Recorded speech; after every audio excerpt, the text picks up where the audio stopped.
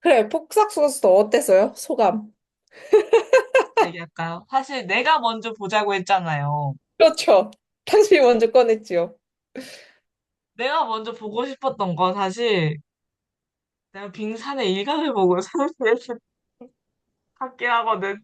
그러니까 이제 트위터이자 현재 X를 저는 이제 많이 보는데 거기 미친 듯이 뜨는 거야, 짤이. 그리고 이제 트위터 리안들의 어떤 그 굉장히 맛깔나는 어떤 분석들, 소감들. 그래서 이거 보면서 그래? 재밌겠는데? 그래도 한창 우리 엄마와 딸에 대해서 고민하고 있을 시기였기 때문에 그거에 약간 정수 같은 느낌. K 모녀의 정수 해서 보자고 했지. 근데 K 모녀의 정수가 아니라 K 가족의 정수였다. 어, 그리고 굉장히 판타지스럽으면서도 또 어떤 부분은 굉장히 현실적이었다. 그 분명히 동생, 은명이 얘기는 좀 그랬던 것 같아. 그래서 처음에 기대하고 봤던 거와 달리 좀 많이 복잡했습니다. 나중에 그냥 사랑 이야기에만 집중했던 것 같아요.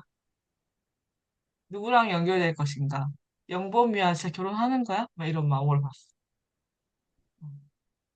그리고 이제 나도 남자친구랑 오래 만났고 결혼을 생각 안 하진 않으니까 시집을 간다는 것도 어떤 것일까? 그런 것도 고민하고 그래서 미안해졌달까? 보통 그랬습니다. 음, 저는, 아니, 뭐, 눈물이 펑펑 난다는 거야. 우리 엄마도 너무너무 눈물이 난대. 그래서, 그래? 왜 그렇게 눈물이 날까? 넌 눈물이 안 나네? 계속, 눈물이 안 나네?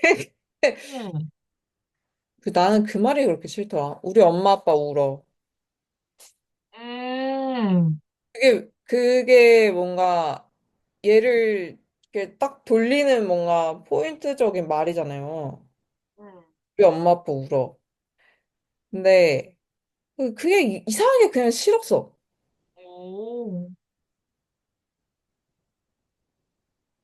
그러니까 뭔가 수긍은 되는데 그래 엄마 아빠 우는 거 싫으니까 저렇게까지 뭔가 선택을 할 수 있는 그게 이유가 될 수 있다. 그 마음도 너무 이해는 돼. 근데 그게 너무 싫었어. 그랬는데 아까 이 영상을 찍기 진짜 거의 직전에 한겨레 21에 올라온 한겨레 21에서 오수경이라는 분이 쓴 폭삭 수가수다에 대한 소감? 후기? 이런 걸 봤는데 거기에 이렇게 있었어.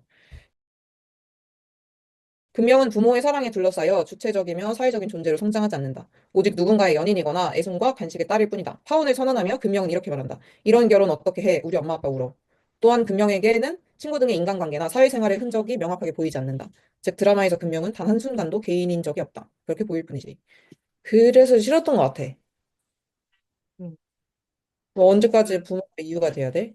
이런 생각과 그게 설사 이유일지라도 그걸 이유로 말하는 그 순간이 너무 싫은 거야.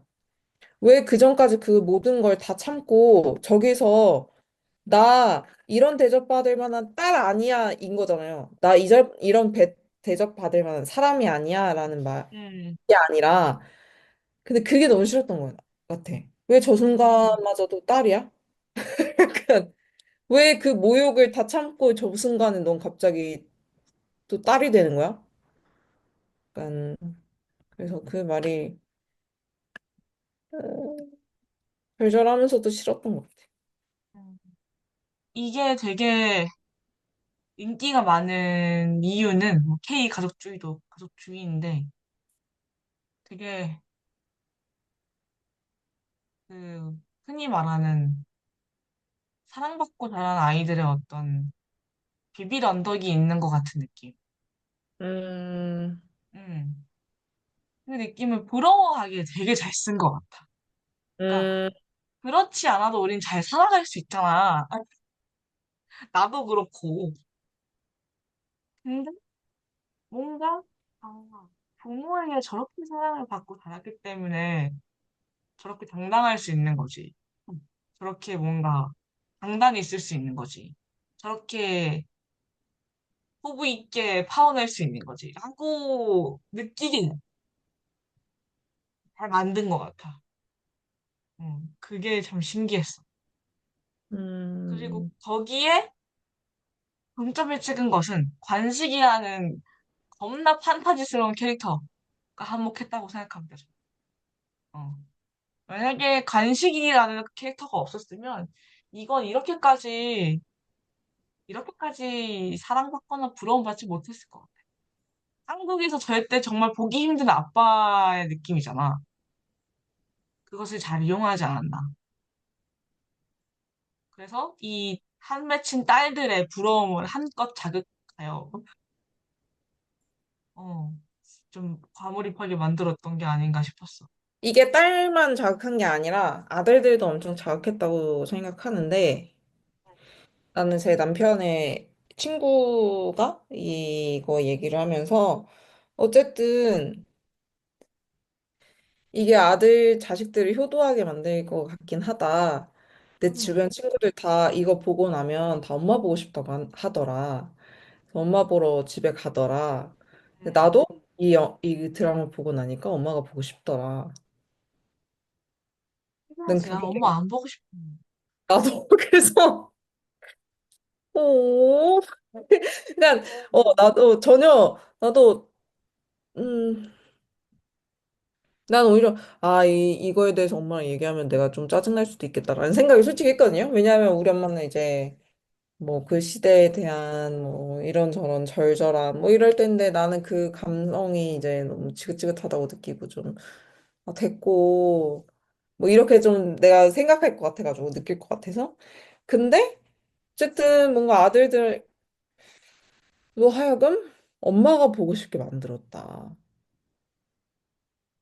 아들들은 왜 엄마가 보고 싶었을까? 이 드라마를 보면서. 그러게 모든 아들들이 그러진 않았을 텐데 아무튼 신기하네. 그리고 어 뭐 페북에서 본 평 중 하나도 그분도 이제 중년 아저씨인데 너무 울어서 점수를 줄 수 없다 뭐 이런. 근데 뭘 자극한 걸까? 그 궁금증? 근데 난 그 말이 좀 전혀 짠하거나 감동스럽지 않았다. 엄마가 보고 싶어졌다는 그 말이. 음, 첫 번째, 니네 엄마뿐만 아니라 그전 여자들이 이렇게 힘들게 산 거 하루 이틀 얘기야? 그렇게 몰랐어? 이렇게 눈으로 보여줘 알아? 그리고 두 번째, 여기 있는 애순이는 사실 되게 행복한, 그나마. 그 똑같은 환경에서 맞지도 않았지. 음, 꽃핀도 선물 받아. 엄청 어쨌든 사랑을 받고, 음, 그 해녀들의 돌봄 속에서 음. 컸어. 근데 왜 넌 갑자기 니네 엄마가 보고 싶어졌을까? 약간 이 꼬여가지고 그런가? 우리가 꼬였나 봐. 그리고 이거를 어쨌든 우리 엄마도 여자였다. 한때는 소녀였다. 음, 엄마도 꿈을 가진 소녀였다. 이렇게들 많이 이제 그 결국 엄마가 끝에 시집을 내잖아요. 음, 그런 그 그런 되게 아름다운 여성의 서사처럼 얘기를 하는데 나는 솔직히 그렇다고 생각하진 않거든요. 음, 그러니까 그렇게 보이긴 하나 나는 사실 좀 음, 엄마의 꿈을 왜 실현시켜주는 게 딸이어야 하는가? 음, 오히려 그 질문이 난 좀 더 들었던 것 같아.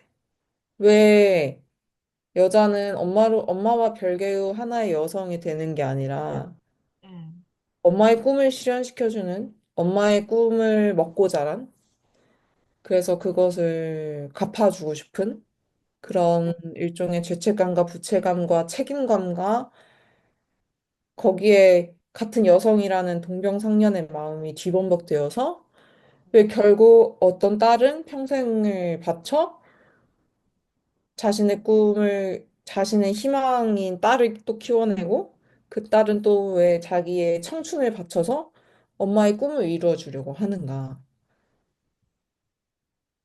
음, 사랑일까?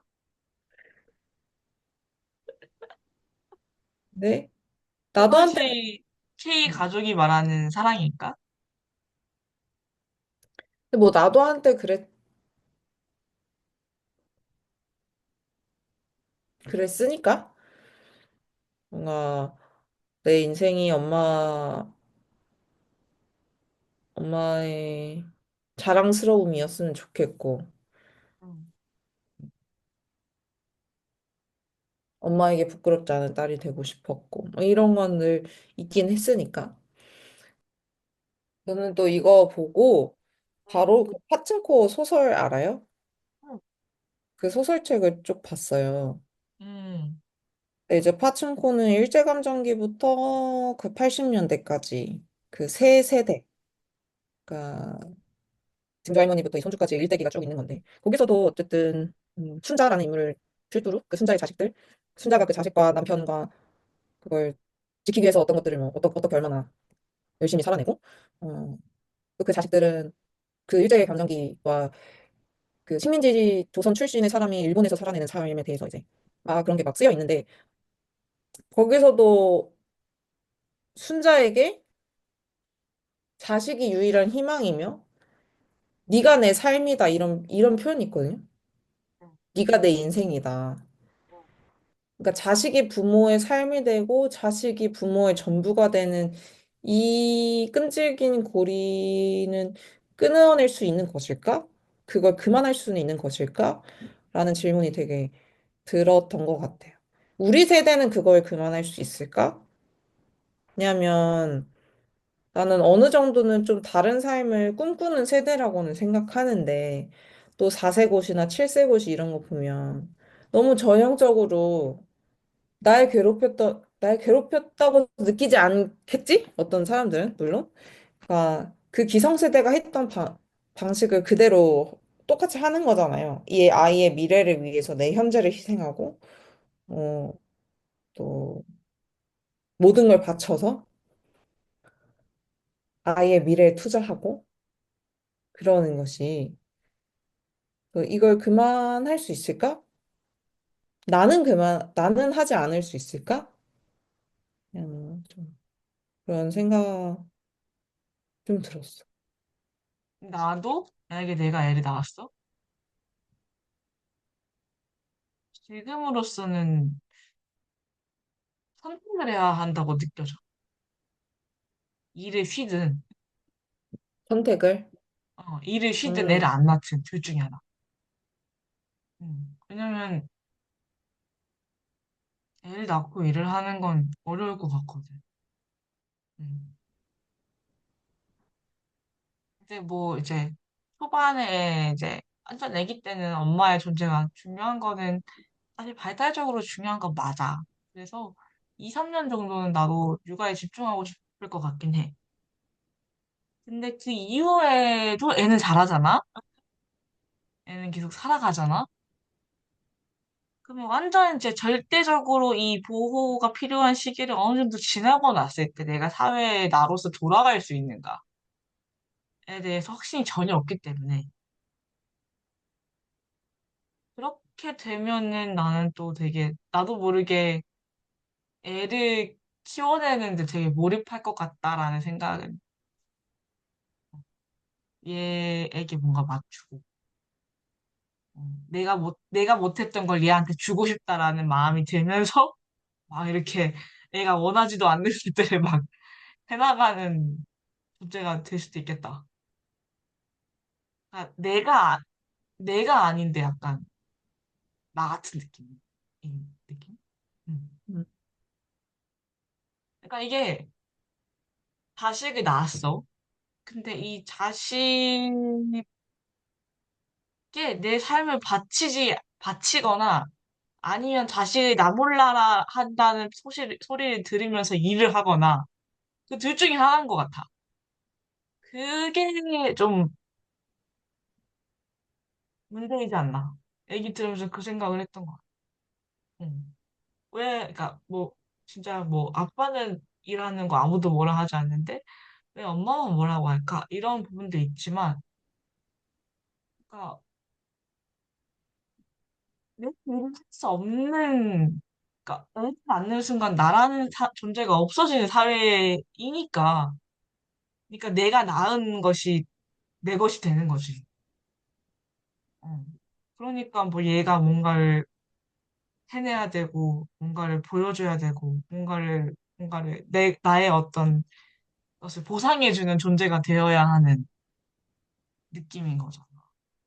근데 애를 낳고도 내가 나로서 존재할 수 있는 시간, 그리고 그래도 되는 분위기가 있다면 어떨까? 그게 가능할지 모르겠으나.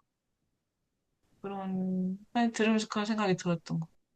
근데 좀 주변에 사람, 주변에 이제 난 가깝게는 남편, 그리고 남편 친구들, 이제 부모들과의 관계나 이런 거 좀 보면은 가끔 좀 섬뜩할 정도로 아, 부모들이 이렇게 다 장성해도 자녀가 이렇게 장성을 해도 특히 아들이면 더더욱 자기 거라고 생각하는구나. 음, 그게 넌 내 거야 뭐 이런 건 아니지만 너무 당연하게 자기의 삶을 이어줄 거라고 생각하는구나. 음, 그게 좀 나는 실제로 보니까 드라마에서 보는 게 아니라 실제로 보니까 약간 아, 진짜 저런다고? 난 좀 신기했던 거. 약간 섬뜩하기도 해. 그래서 솔직히 곧 난 며느리가 되었고 와이프고 그랬을 때 계속 이런 불안이 있는 거예요. 내 남편이 진짜 자신의 원가족을 완벽히 등지고 버려서 우리 가족, 내 가족으로 올 것인가? 그거에 대해서 계속 확인하고 싶은 마음이 들어. 넌 진짜 너의 원가족의 일부가 아니라 내 가족, 우리 가족 우선으로 할 거야? 라는 걸 계속 확인하고 싶은 마음이 들더라고. 저렇게 강렬하게 저쪽에서 너는 여전히 우리 가족이고 넌 내 아들이고 넌 아들로서 이런 책임을 져야 해. 이런 역할을 해야 돼. 라고 계속 메시지를 보내도 넌 저거를 진짜 얼마나 거절하고 귀닫을 수 있어? 이걸 계속 확인하고 싶은 마음. 이런 게 들더라고요. 여전히 이 여성이 한 개인으로서 살아갈 수 있게 하는데 남성의 역할이 너무 크기도 한 게 현실인 것 같기도 진짜? 해요. 김창훈 왜냐하면은 사회는 결국 다 같이 살아가고 다 같이 존재하니까 지금도 봐. 여성들은 자꾸 뭔가를 알아가고 깨우쳐가고 공부해 나가는데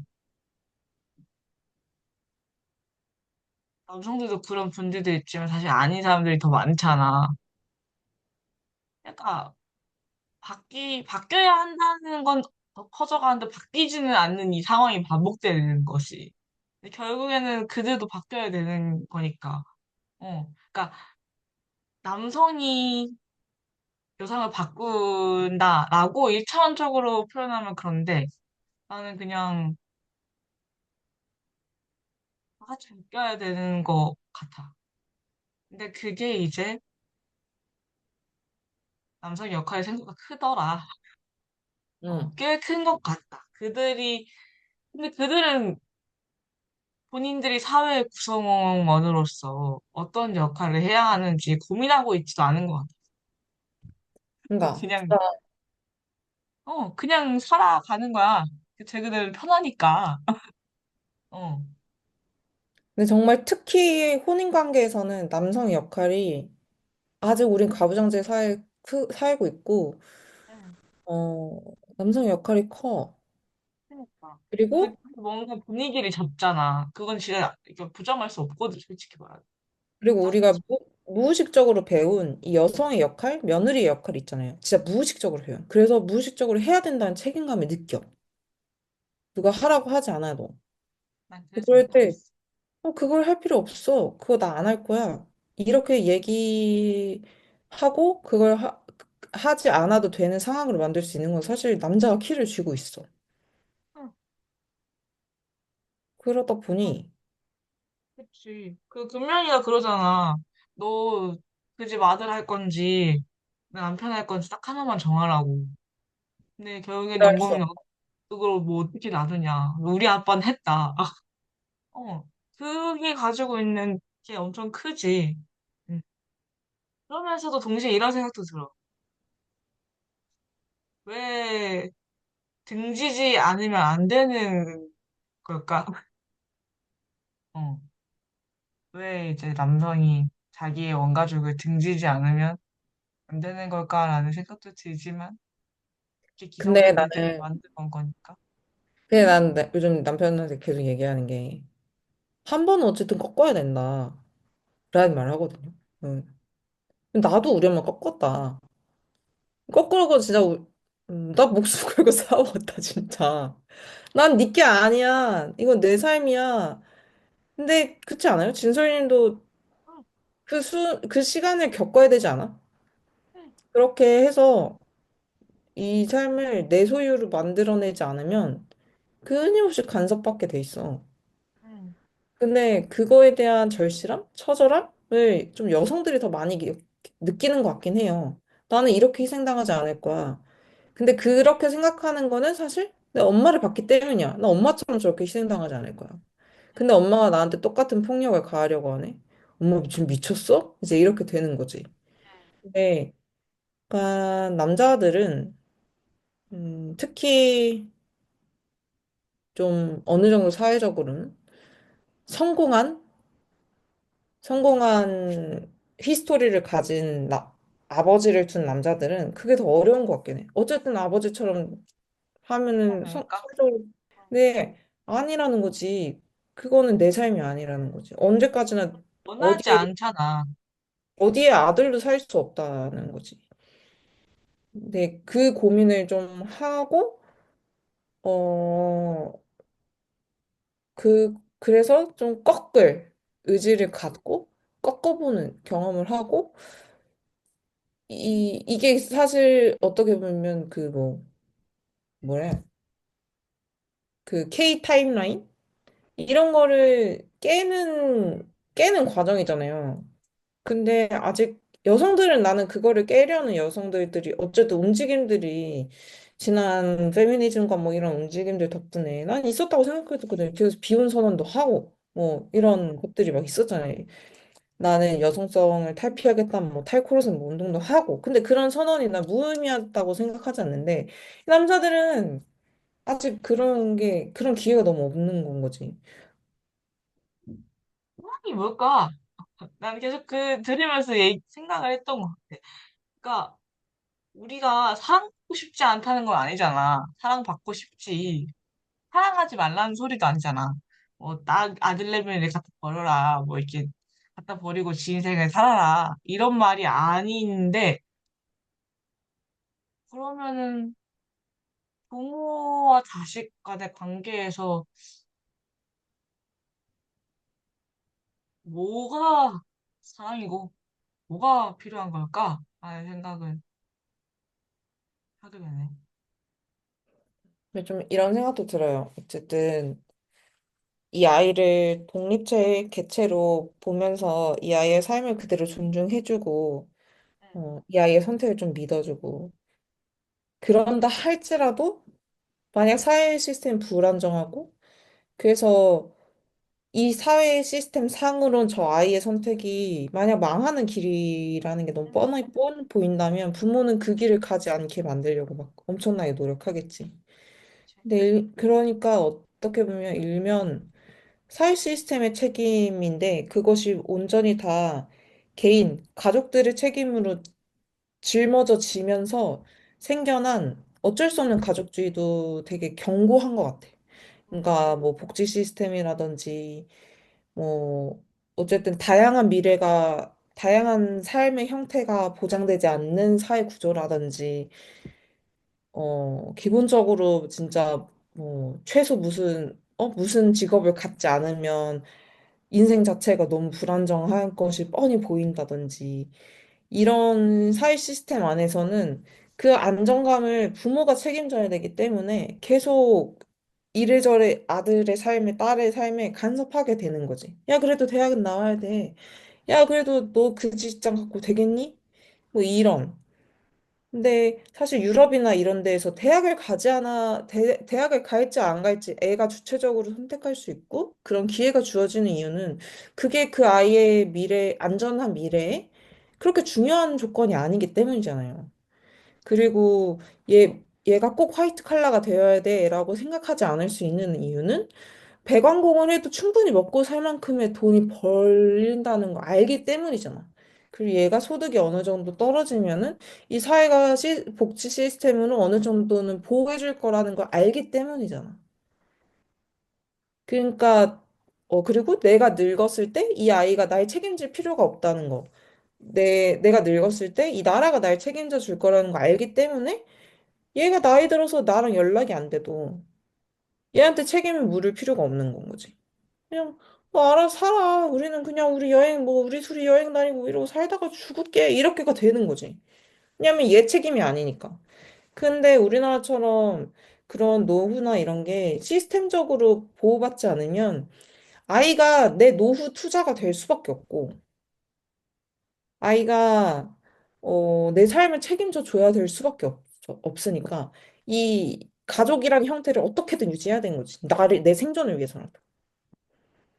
아, 우리 동생이 지금 이제 일을 시작했는데 엄청 힘들어 하거든요. 약간 살이 6kg가 빠졌어. 그러니까 뭔가 이제 자기가 생각한 느낌이 아닌 거야, 이 직업이. 간호사. 아, 그러니까, 어, 나와 내 동생의 어떤 참 고질적인 부분인데, 음, 돈보다는 가치인 인간들인 거예요, 애들은. 그러니까, 어, 우리 동생은 굉장히 나이팅게일 같은 어떤 것을 생각하고 이제 현장에 들어갔는데, 사실 현장은 정신 없잖아. 그리고 간호사들이 얼마나 노동 착취를 당해요. 감정적으로도 그렇고, 신체적으로도 그렇고. 그들이 갖고 있는 전문성에 비하면 너무 정말 말도 안 되는 거의 서비스직처럼 대해지고, 그렇기 때문에 그들이 다소 로봇처럼 변해가는 건 어쩔 수 없는 이 부분인데, 남동생이 거기에 약간은 좀 많이 질려한 것 같아. 난 저렇게 되고 싶지 않은데. 그리고 그러면서 이제 일을 그만둘까? 라는 생각까지 하는 거야. 그러니까 간호사가 아니어도 벌어먹고 살 방법은 있지 않을까. 아무리 여기서 돈을 많이 준다고 하지만, 이렇게, 이렇게 번 돈을 가지고 내가 행복할 수 없을 것 같은 거지. 그래서 동생은 돈을 좀 지금부터 적게 벌어도, 나 다른 일을 한번 찾아보고 싶다는 생각을 하고 있는 것 같아. 근데 우리 엄마가 이제 난리가 났겠지? 그러면서 막, 너 이제 결혼도 해야 되고, 애도 낳아야 되고, 너 나이가 몇 개냐? 뭐 또 새로운 시작을 하냐? 어디 가든 사회는 똑같다. 버텨야 된다, 견뎌야 된다, 이런 얘기를 하는 거지. 근데 동생 마음도 이해가 가는데 엄마 마음도 이해가 가는 거야. 사실 그렇잖아요. 지금 채영님이 말한 것처럼 우리나라에서는 안정적인 직장, 안정적인 월급 이런 것들이 사실은 최고의 삶의 질이잖아요. 내 동생이 다시 그걸 포기하고 전화에 다시 무언가를 시작한다는 게 약간 걱정이 되더라고 나도. 근데 일단 말로는 그냥 때려치라 했어. 안 되겠으면 때려치라. 네 말대로 네가 하고 싶은 거 하면서 좀 살아라. 돈 적게 벌더라도. 근데 이제 마음 한구석에 나도 모르게 이 한국 사회에서 30이 넘은 나이에 다시 무언가를 시작한다. 쉽지 않지. 라는 생각이 절로 들더라. 근데 그 K 타임라인이라는 게 진짜 우리 뼛속에 박혀 있구나라는 걸 느꼈어. 이번에 그 동생을 보면서. 어.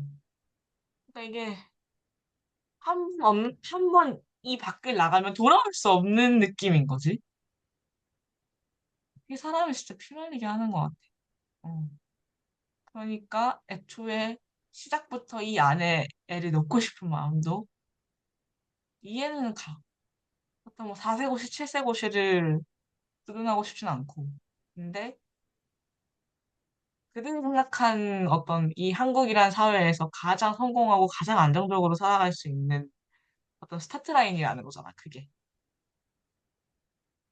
음. 그게 그러니까 그들의 입장에서는 부모로서 제일 해줄 수 있는 어떤 사랑이고 어떤 해줄 수 있는 무언가니까 참 쉽지 않다. 이 안에 이 한국 사회에서 개인으로 살아가기 쉽지 않다. 어, 근데 어쨌든 그래서 우리 부모들은 자기들이 생각했던 최선을 해준 거잖아요. 근데 반면 받고 싶었던 사랑이 있잖아. 받고 싶었지만 받지 못했던 사랑이. 음. 진선이 뭐였어요?